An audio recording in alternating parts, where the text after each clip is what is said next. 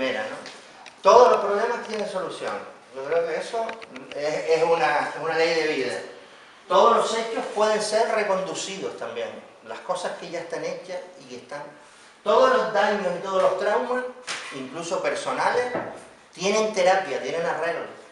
Todas las situaciones dadas pueden ser mejoradas.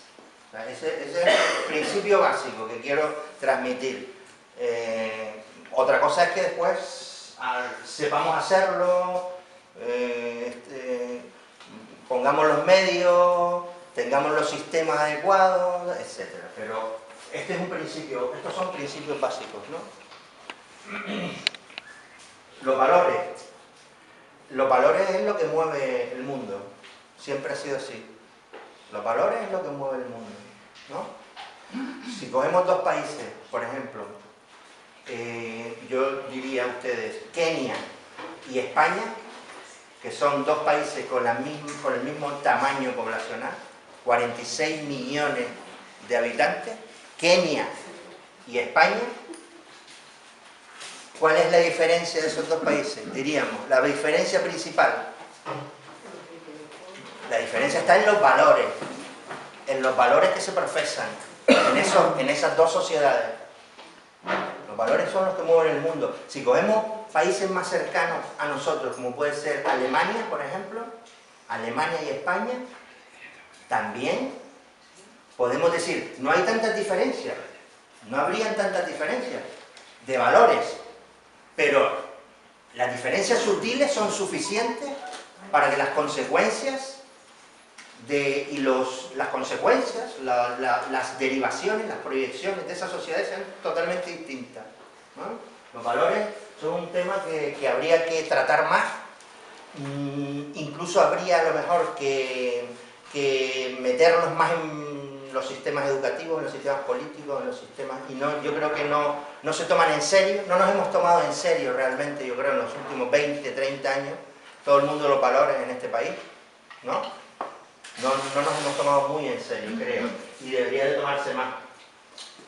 Un tema que sostiene y que ayuda a consolidar y a transformar y a avanzar en valores es la familia. Las formas familiares están cambiando tremendamente, como estamos viendo, ¿no? Pero no solo están cambiando la composición familiar y tal, y las formas de familia, sino que también ha habido un cambio muy importante que yo creo que es el que nos ha un poco trastocado, que es en los años 60, sobre todo a partir de los 60, en la familia y en las demás instituciones, la figura del padre se dio paso a una nueva concepción de la autoridad, diríamos, de la autoridad. El sentido de la autoridad se vio disminuido, reducido, y ganamos en el sentido de la libertad, ¿no? A partir de los 60. Ese es un cambio muy importante en la sociedad occidental, yo creo, donde la autoridad, el principio, el valor, que de alguna manera se encarnaba en el padre, se pierde, se empieza a debilitar tremendamente y ganamos en libertad, ¿no? Que es un poco la sociedad en la que estamos ahora, una sociedad, podríamos decir, en vez de decir autoritaria, que sería el modelo anterior, podemos decir de alguna manera libertaria, ¿no? Que es basada en la libertad política, libertad económica, libertad cultural, libertad de culto, libertad en todos los sentidos, ¿no? La familia como sostenedora, como una base fundamental, pero ya digo, está en cambio total, y los jóvenes, porque son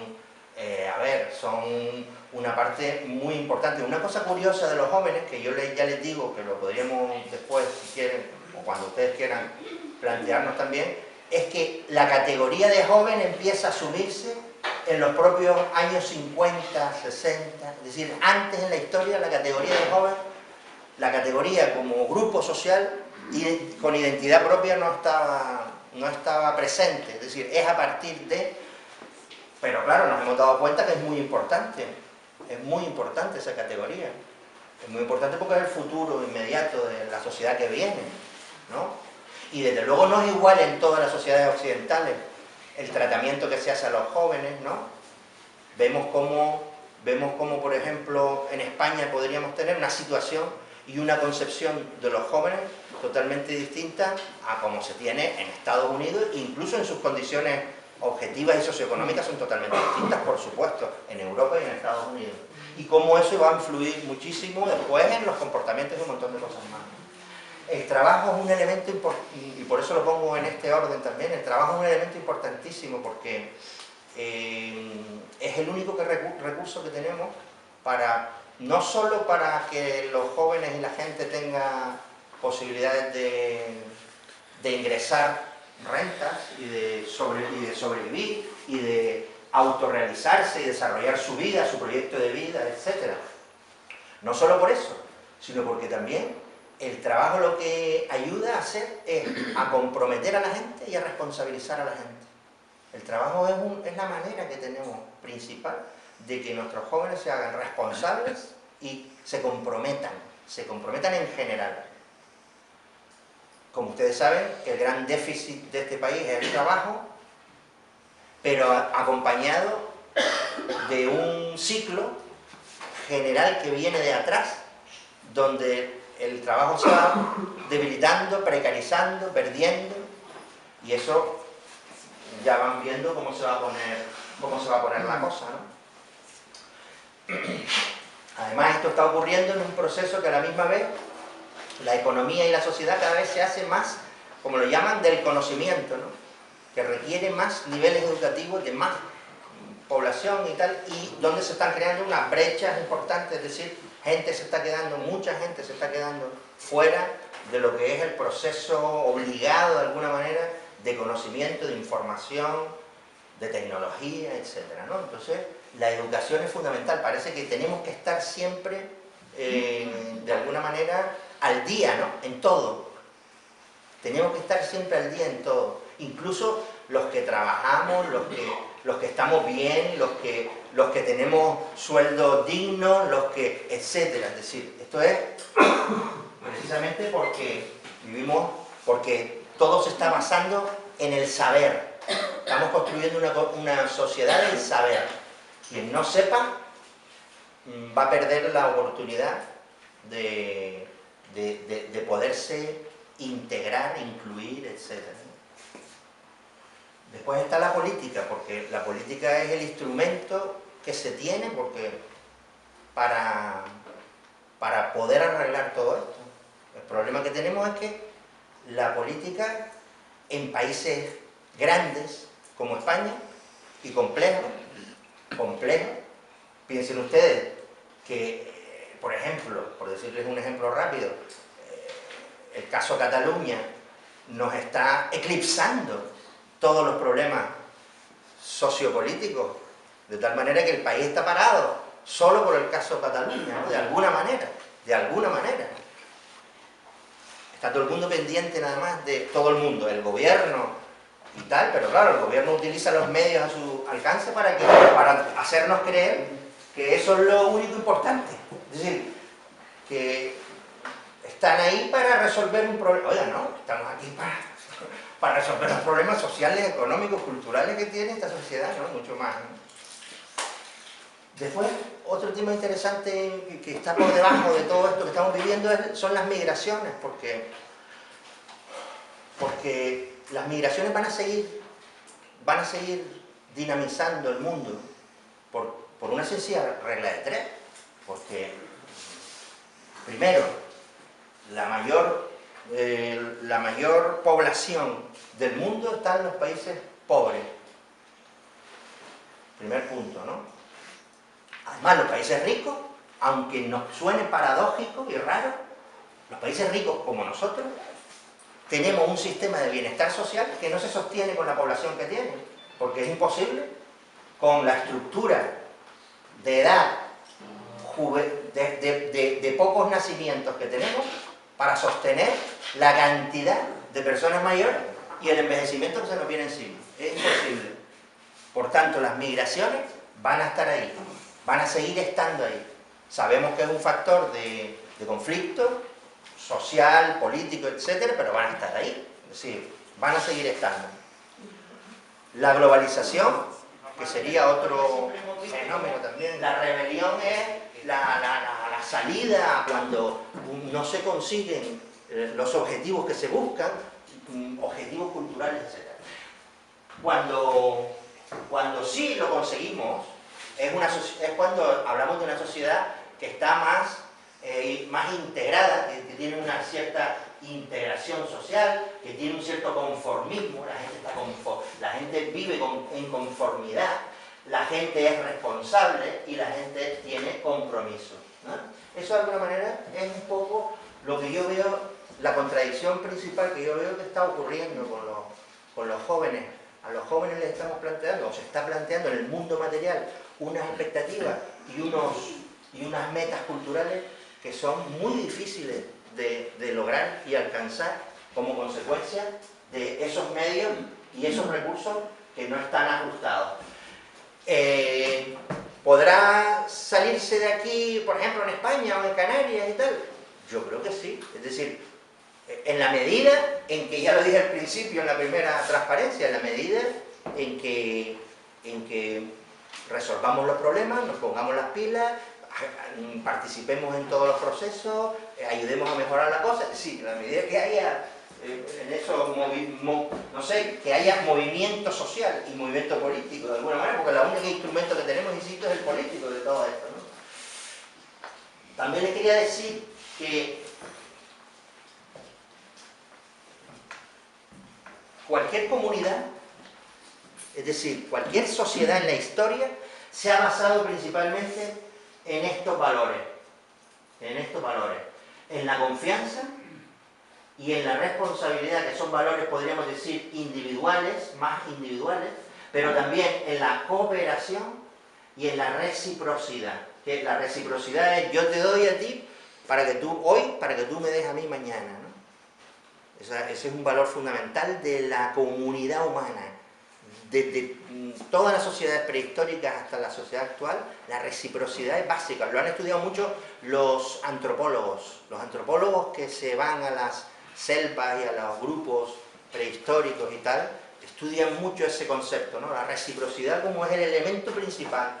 Reciprocidad, cooperación, confianza, responsabilidad. La pregunta que me hago es, por eso pongo ese desigual aquí, la pregunta que me hago es: si los valores de nuestra sociedad son estos cuatro que ven aquí, que les voy a decir cuáles son.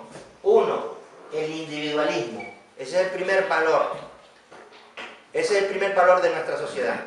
El individualismo, que se le puede llamar el primero yo, ¿no? El individualismo, que viene además acentuándose desde, podríamos decir, el siglo XX, todo el siglo XX, pero cada vez más, ¿no?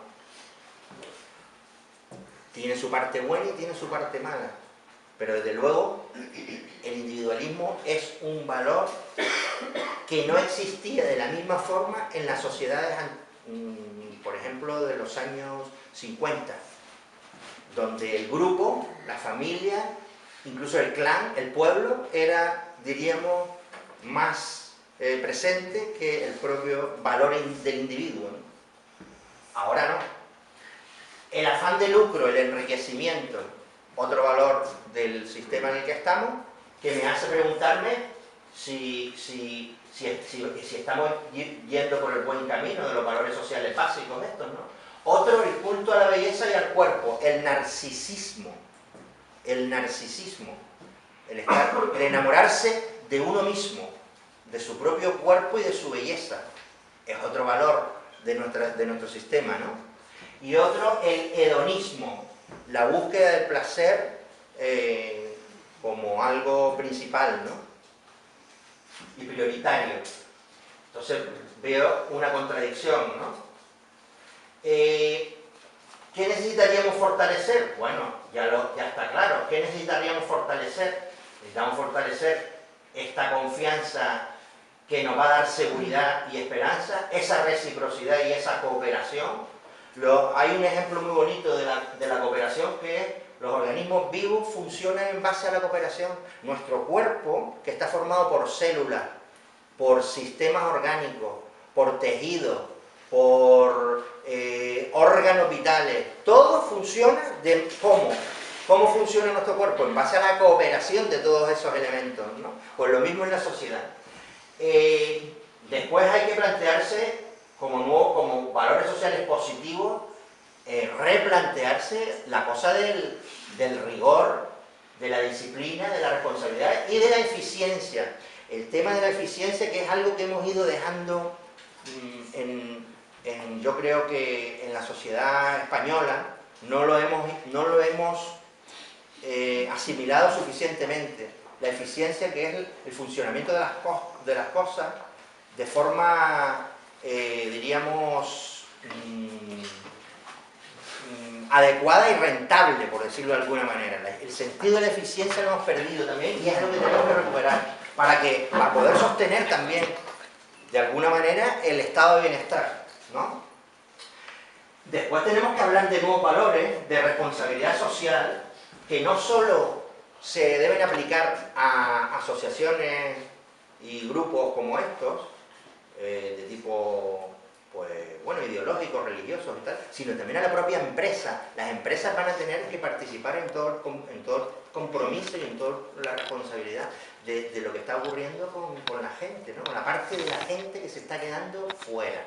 La parte de la gente que se está quedando fuera, porque ese es otro debate que tenemos que plantearnos. ¿Cuánta parte de la gente se está quedando excluida? ¿Cuánta parte de la gente? Porque después no tenemos, diríamos, sistemas rigurosos para medir eso, o tenemos un sistema demasiado complejo, que no nos permite afinar bien. Ahora van a ver algunas cifras, porque yo soy un hombre de cifras y les he traído. Consumo responsable, ¿por qué no utilizamos valores como el consumo responsable? Es decir, que nosotros mismos decidamos cuándo vamos a comprar, qué y a dónde y a quién, en función de los valores que profese ese tipo de empresa, por ejemplo, ese tipo de establecimiento. ¿Por qué no utilizamos el consumo responsable como un valor que haga cambiar las cosas, ¿no? Por ejemplo, fíjense que podemos poner un montón de ejemplos de que el consumo responsable no funciona. Es decir, no sé, ¿qué ejemplo podemos poner? El de las petroleras que han destrozado el medio ambiente de un montón de sitios y siguen estando ahí porque nadie utilizó el consumo responsable como medida de penalización para que eso no volviera a ocurrir, etc., ¿no? En fin, habría mucho. Por ejemplo, el caso más evidente es el de Volkswagen. Es decir, Volkswagen, que saben que se dedicó durante 10 años a engañar a los estados, a todos los estados, con las mediciones de las emisiones, y no se le ha castigado. El consumidor no castiga, sigue comprando Volkswagen, da igual, ¿qué más da? ¿No? La protección del medio ambiente, que está también como un valor, posiblemente este va a ir cada vez más con lo que estamos viendo del cambio climático, etc. El mundo de las actividades deportivas, que tampoco les hemos dado, pero aunque cada vez funciona mejor. Fortalecer valores sociales positivos. ¿Y cómo lo hacemos? ¿Cómo lo hacemos? Les voy a poner un ejemplo y por eso les puse medios de comunicación social el primero. ¿Por qué no se utilizan? Siempre me he hecho la misma pregunta. ¿Por qué no se utilizan los medios de comunicación social, por ejemplo la televisión, para, primero, formar? Primero, formar. Segundo, informar también. Y hombre, y después tercero, si queremos entretener, entretenemos. Pero es que usted coge la televisión y el 95% es entretenimiento, barato y chusco, como saben. Y el 5% restante es información. Formación, nada. ¿Ustedes han visto algún programa de formación en televisión? No se usa la televisión. Cuando sabemos que la televisión está en todas las casas, en todos los hogares, todo el mundo tiene una televisión. Y además no solo está, sino que todo el mundo la ve. Podríamos utilizarlo como un sistema para rápidamente, de alguna manera, extender valores sociales positivos y formar y debatir y tertuliar, etc. No se utiliza. Por supuesto, la familia, los centros de trabajo, las organizaciones sociales como de alguna manera tienen que estar en todo este mundo. Es importante esto. Aquí empezaríamos a ver los que son menos importantes. Aunque este está en un 50, seguir las tradiciones y costumbres. Sería el siguiente, seguir las tradiciones y costumbres. Siguiente, buscar la diversión y las cosas que dan placer, este es el hedonismo, ¿no?, que hemos dicho antes, 47%. Mostrar habilidades y ser admirado, este sería un 30% más o menos, mostrar habilidades y ser admirado. Y al final, el último sería ser rico, tener dinero y gastar en cosas. Habría que plantearse, oye, ¿esto es verdad? ¿Esto es mentira? ¿Esto es así? ¿Esto no es así? Hombre, estos instrumentos de medida, que son encuestas, llevan mucho tiempo utilizándose, ¿eh? Estos son oleadas que se hacen en todos los países de Europa, con una buena muestra y tal, y siempre se aplica el mismo cuestionario, en fin, que hay toda una tecnología detrás que nos puede hacer perfectamente fiable lo que estamos diciendo. Es decir, en primer lugar, que la gente realmente está dispuesta a ayudar y a cuidar a los demás, que hay respeto y comprensión por la gente diferente, etc. De aquí solo quería decir cómo España sobresale tremendamente. España sobresale en el primer valor, en ayudar a la gente y en cuidar el bienestar de los otros.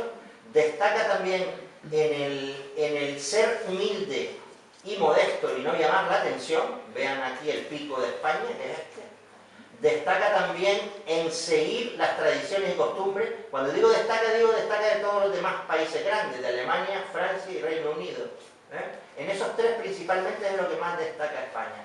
Es decir, y aunque también tiene una parte que es muy interesante, pensar en nuevas ideas y ser creativo, algo fundamental en el mundo de hoy, en esta sociedad del conocimiento, etc.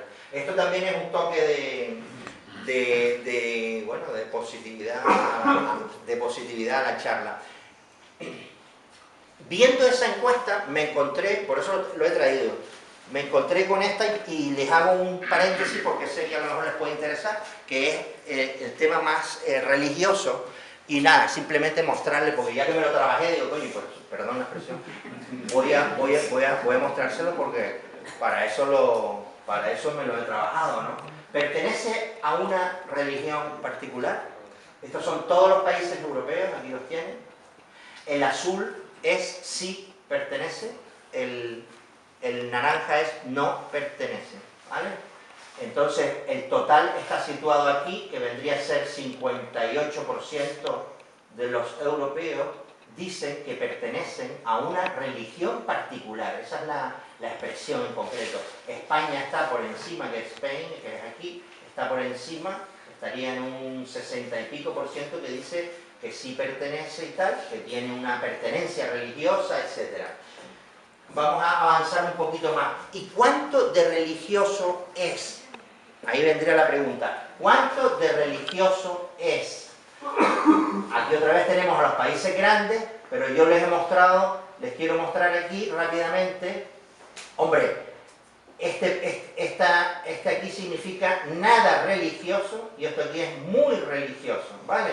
¿Y cuánto me sale el nada religioso? Pues yo he puesto como el promedio en el nivel 4, y puedo deducir que el 47% de la población europea no se considera religiosa, el 53% restante sí se considera religiosa. De los que no se consideran religiosos estarían, es decir, nada religioso, estaríamos hablando de un 20% de promedio, y aquí estaríamos los muy religiosos, no llegan a ese porcentaje tan alto, ¿no? Simplemente mostrarles eso. Vale, pero no solo, también quería decirle, ¿y cuántas veces asiste a los cultos? Ya que lo tenemos, ¿no? ¿Cuántas veces asiste a los cultos religiosos aparte de las ocasiones especiales? Simplemente que se fijen en España, es el país de estos 5 países otra vez, España es el país que más frecuencia asiste a los cultos religiosos, al menos una vez al mes, pues el 20 y pico %, que es la media europea, es la media europea, pero fíjense que los grandes países están por debajo, ¿sí? Sorprende Francia, que es el que menos Tiene. Y después, incluso, ya para terminar esta parte de la religión, simplemente decirle, vi esta también, me gustó, de cuántas veces reza fuera de los servicios religiosos. Fíjate que está pensado para ver si el sentido religioso de la vida es también hasta el último, diríamos, el acto más íntimo, ¿no? ¿Cuántas veces reza fuera de los servicios religiosos? Al menos una vez al mes, el 37% de la población europea, y España con una diferencia también importante, al menos una vez al mes, que lo he cogido así, podría haber cogido una vez a la semana, una vez al día, pero cogí esto para de alguna manera agrupar el resultado. Pues España también se muestra como también con población muy, diríamos, de lo más religiosa de Europa, ¿no? Bien, esto era un paréntesis rápido. Ahora vamos a hablar más de jóvenes rápida, ya también para ir terminando, o sea, ya estoy terminando, ¿vale?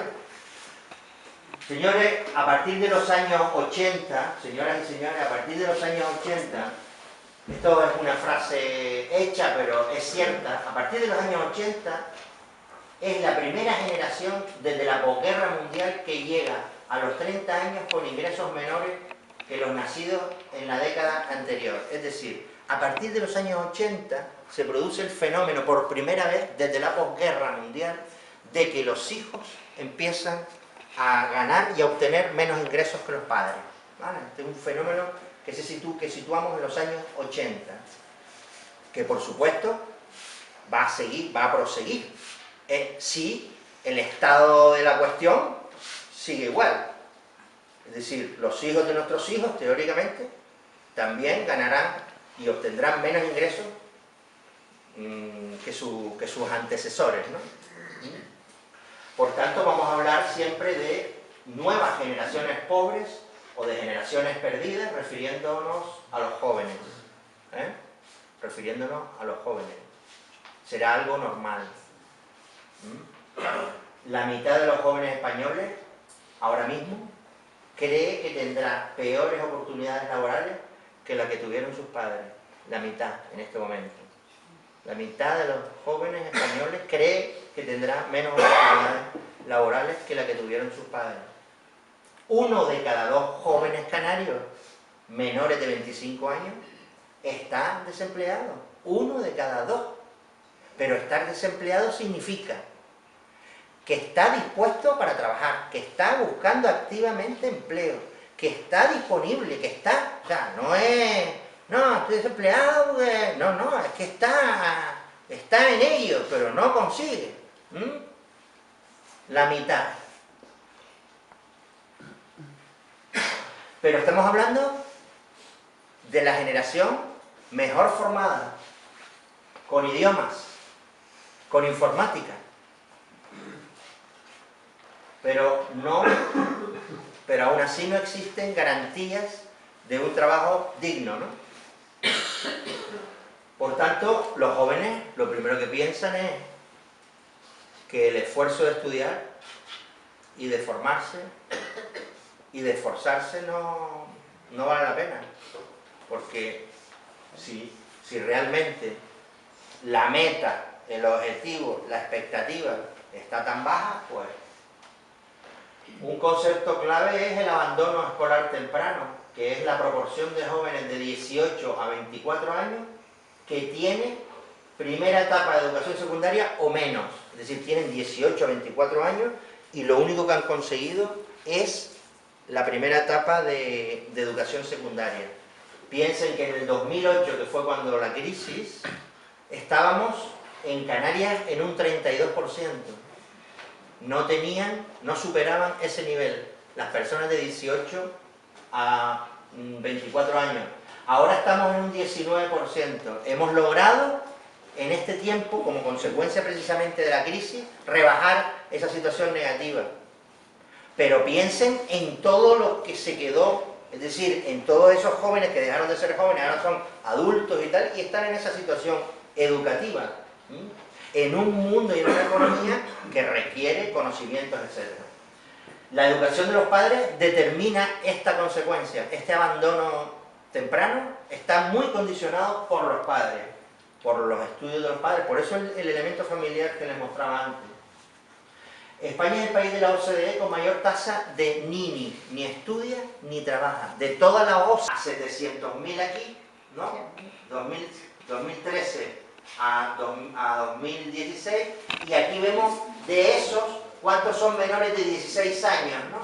Pasa de 112.000 a 128.000, es decir, tenemos unos 128.000 niños, por decirlo de alguna manera, o menos que adolescentes, que están en esa situación de pobreza económica, ¿no? Real, ahora mismo.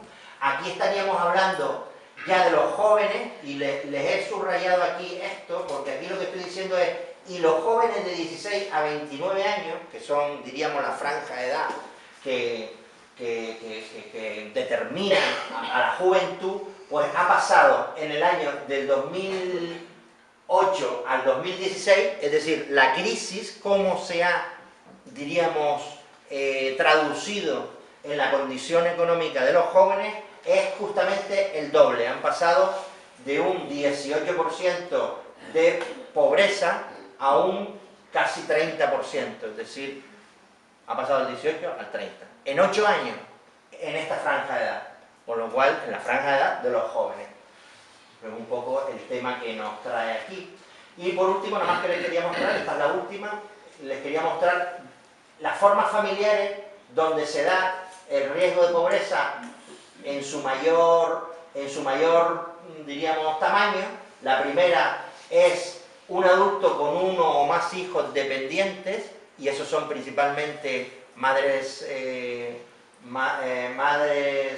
que no tienen pareja y que tienen un niño, en un 42%, es decir, podríamos decir que de 100 madres que no tienen pareja y que tienen niños, 42 son pobres. Las familias numerosas son también las que son hogares con niños dependientes, son las que han crecido también un montón, con un 30%, y al final las parejas con hijos. Y esto es todo lo que les quería decir para entrar ahora a debatir, si a ustedes les parece, ¿no?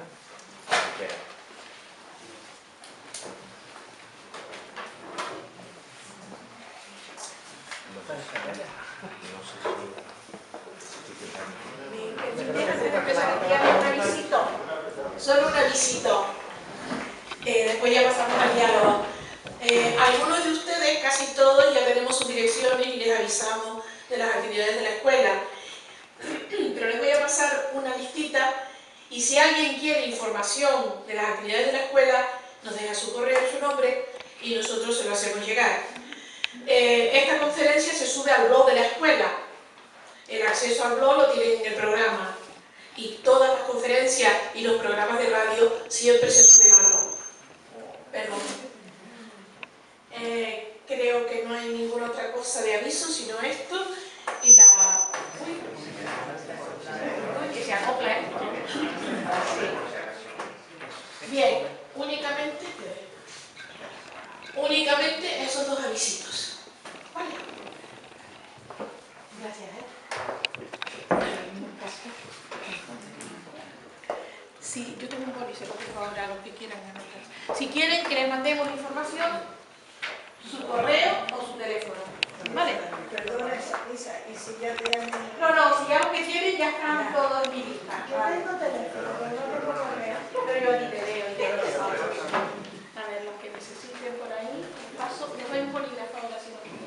Vale, se abre el turno de preguntas, que sea una pregunta concreta, no echen ahí en la conferencia, porque la conferencia no va a ayudar. Vale, para levantar la mano y contestar. Se me oye, no hace falta el micrófono, ¿verdad? No. Perdón, si quieren bolígrafo. Sí. Estaba pensando si...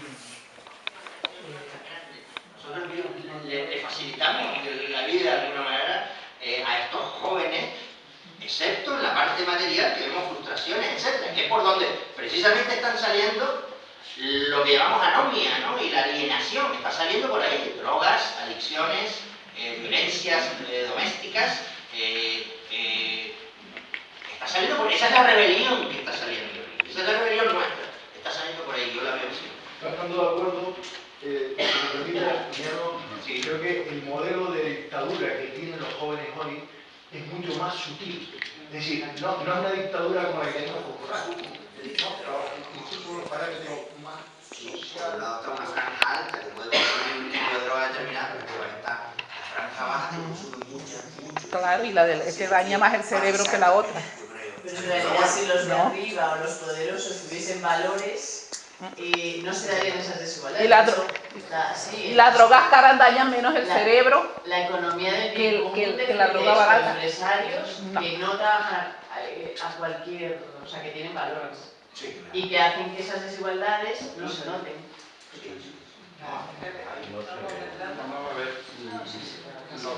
La base está en la familia. Los datos que manda allí son bastante reveladores, creo que lo agradecemos, ¿no? Pero yo, que no soy sociólogo, pero me preocupa la sociedad, ¿no? Tengo la impresión de que los jóvenes, y no sé por qué motivo, habría que buscar la causa, son unos señores que se han excluido de la sociedad. Es un grupo que se ha excluido de la sociedad. Por ejemplo, en política se les ve poco. Hay una participación política muy fuerte en algunos actos, ¿no? En sindicatos no aparecen. En organizaciones de masa no son los que más influyen. En una serie de actividades de la sociedad no participan. Ellos tienen su mundo aparte.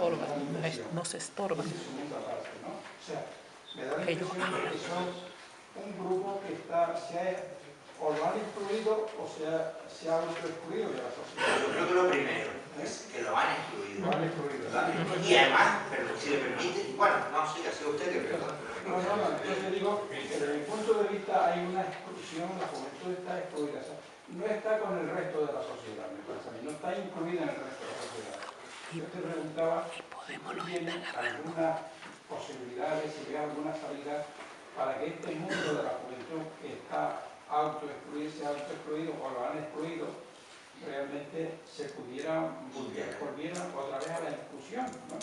Porque si no estaríamos con dos mundos totalmente distintos, no nos entenderíamos, ¿no? O sea, a mí el problema que tengo yo es que no me entiendo con la juventud. O sea, ya ellos están en un mundo y yo estoy en otro. Entonces, ¿qué es lo que habría que hacer ahí? Si tienen algunas propuestas, si han visto algunas posibilidades, etcétera, para llevar a cabo eso. A mí lo primero que se me ocurre, porque oye, esto es difícil también, ¿eh?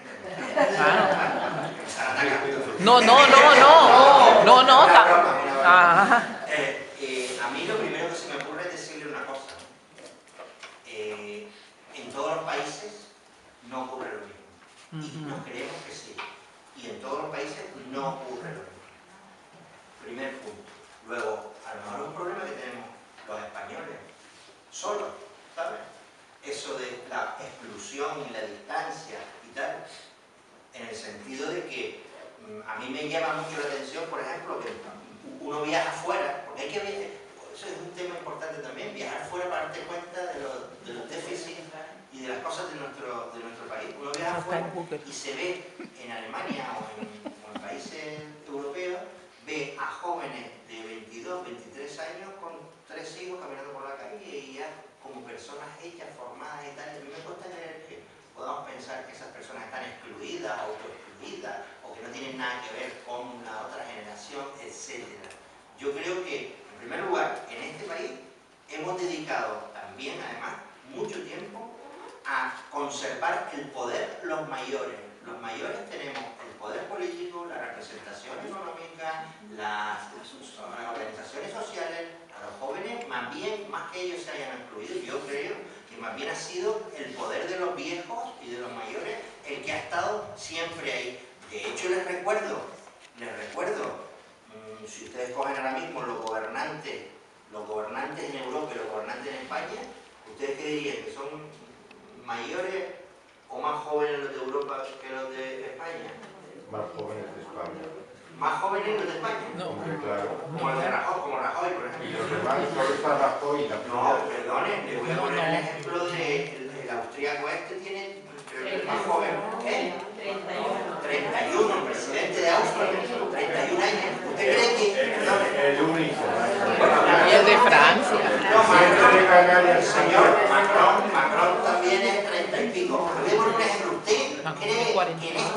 vamos a tener un presidente del gobierno de la treintena.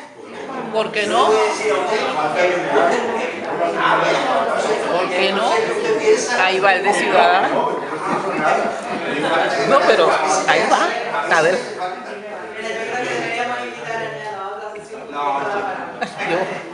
Nos quedan 5 minutos, recta final. Hay una señora que aquí tengo para más. La solución está entre 4 paredes. ¿Cuál es? ¿Cuáles 4 paredes? Felicitarte por la exposición que has hecho. Me ha encantado, ha habido cosas que realmente yo no El hogar. entendía nunca. El hogar, lo que pasa es que da mucho trabajo. Lo digo yo que tengo. Porque, y eso lo tienen que reconocer los adultos que están aquí, vamos a hablar los jóvenes y en cuanto nos ven la carita y el cuerpecillo ya es como, ¿qué va a decir la chiquilla? Pues no, la chiquilla nada, y mi compañera tiene toda la razón. Y usted tiene la razón también cuando está diciendo que es la primera vez en el mundo, en la historia de la humanidad, que hay tantos derechos humanos que se están luchando, que hay tanta concienciación con el medio ambiente, que se defienden los derechos de los animales, que se lucha por la igualdad de la mujer. Eso se ha conseguido gracias a una lucha que continúa y que los jóvenes continuamos. Es muy pesimista la sociedad. Y es ya desde Grecia, que el adulto considera al joven una persona díscola que no atiende a los valores. Eso pasaba ya con Aristóteles y el pupilo.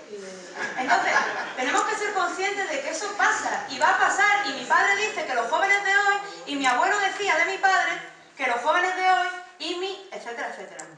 Entonces, lo que yo creo es que como sociedad, tanto los que son mayores como los que somos jóvenes, que tenemos que entender que eso es así, tenemos que darnos cuenta de que hay que darles voz. Decía también el compañero, ¿qué podemos hacer desde las organizaciones sociales?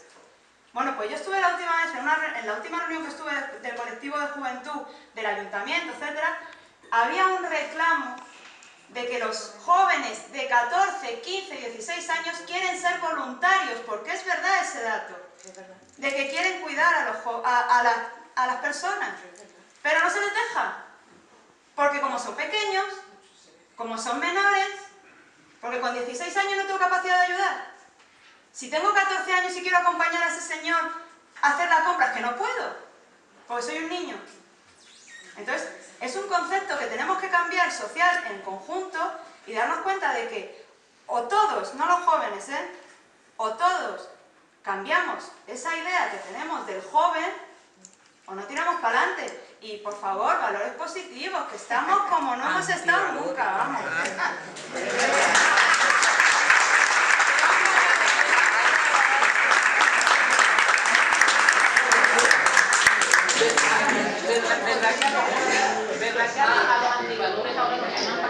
Bueno, yo en realidad soy mi mano para... Yo en realidad, pero ya que me diste el espacio, alzo mi mano porque yo quería hablar. Pero ya que, bueno, un ratito nada más. Yo recuerdo que en una charla hace mucho que pasé la juventud, porque yo soy de aquellas que cree que la juventud no es la mejor edad de todas. La mejor edad es la que se tiene en el momento. Y recuerdo, yo tenía 16 años y le cuestioné a la persona que estaba enfrente mío, ya no recuerdo ni qué, porque han pasado los años de mi vida, ¿qué pasaba con esto, con aquello? Y me hizo una palmadita que yo creo que ustedes, los jóvenes, lo saben bien. Yo recuerdo a esa jovencita de, cuando seas grande, adulta, lo vas a entender. Ahora soy grande, adulta, y saben que aún no comprendo eso. No se comprende ni contando ni contando más. No, quería primero se me vino a la cabeza una canción de John Baez, ¿dónde están las flores? Y aquí siempre se ha preguntado que estábamos tratando el tema de la juventud y la pregunta del aire estaba